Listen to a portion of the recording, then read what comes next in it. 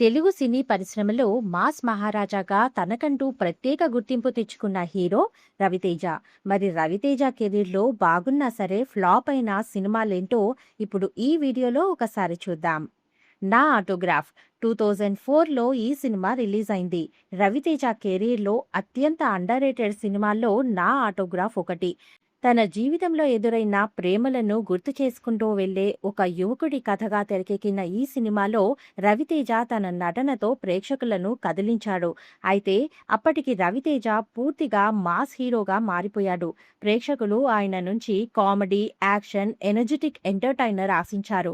కానీ నా ఆటోగ్రాఫ్ మాత్రం పూర్తి ఎమోషనల్ జర్నీగా ఉండడంతో మాస్ ఆడియన్స్ అంతగా కనెక్ట్ కాలేకపోయారు. రవితేజ ఇమేజ్కు భిన్నంగా రావడమే ఈ సినిమాకు ఒకవైపు ప్లస్ అయితే, మరోవైపు అదే బాక్సాఫీస్ వద్ద మైనస్గా మారింది. అందుకే మంచి సినిమా అయినప్పటికీ ఆశించిన విజయాన్ని అందుకోలేకపోయింది.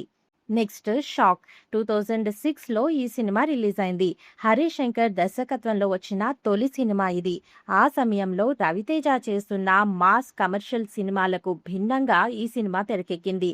డ్రగ్స్ మాఫియా, క్రైమ్ బ్యాక్డ్రాప్తో వచ్చిన ఈ సినిమా కథ అప్పటి ప్రేక్షకులకు కొంచెం కొత్తగా అనిపించింది. నేటి ప్రేక్షకులు చూస్తే మంచి థ్రిల్లర్లా అనిపించే ఈ సినిమా విడుదల సమయంలో మాత్రం పెద్దగా ఆదరణ పొందలేదు. కానీ తర్వాత కాలంలో చాలా మంది షాక్ను అండర్ రేటెడ్ మూవీగా పేర్కొన్నారు. నెక్స్ట్ నేనింతే 2008లో ఈ సినిమా వచ్చింది.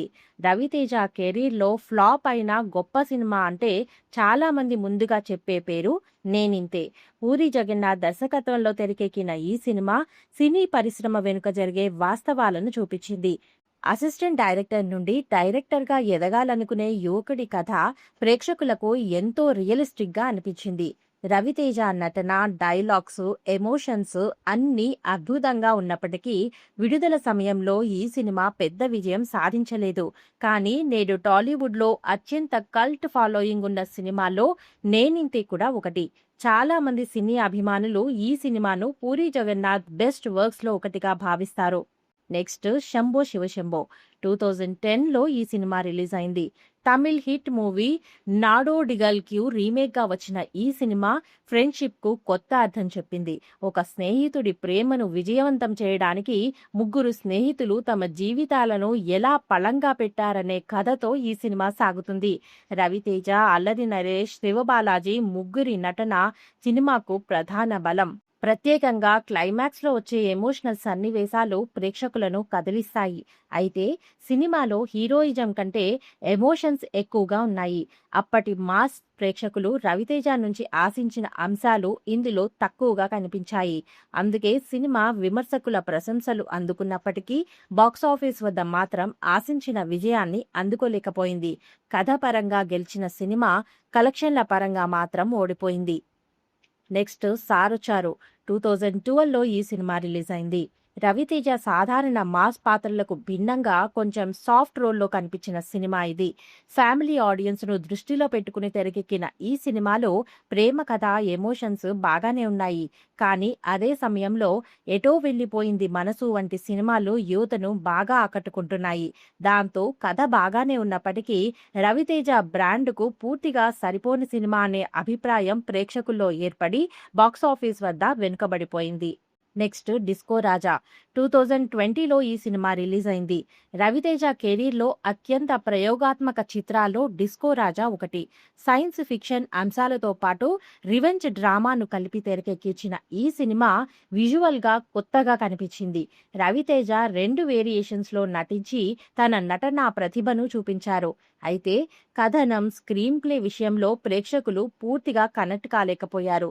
దీంతో సినిమా బాక్సాఫీస్ వద్ద విఫలమైంది. కానీ ఇప్పటికీ చాలా మంది ఈ సినిమాను అండర్ రేటెడ్ మూవీగా భావిస్తారు. నెక్స్ట్ టైగర్ నాగేశ్వరరావు 2023లో ఈ సినిమా రిలీజ్ అయింది. రవితేజ కెరీర్లోనే అత్యంత భారీ బడ్జెట్తో తెరకెక్కిన చిత్రం టైగర్ నాగేశ్వరరావు.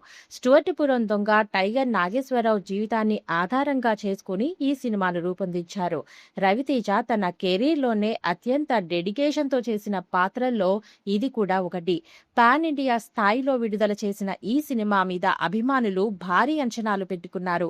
కానీ సినిమా నిడివి ఎక్కువగా ఉండడం, దసరా సీజన్లో భారీ పోటీని ఎదుర్కోవలసి రావడం ఈ సినిమా ఫ్లాప్కి కారణాలు.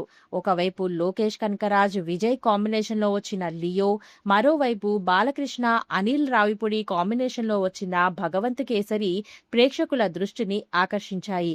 పైగా అప్పటికే మ్యాడ్ వంటి యూత్ఫుల్ హిట్ సినిమా కూడా విజయవంతంగా ప్రదర్శితమవుతోంది.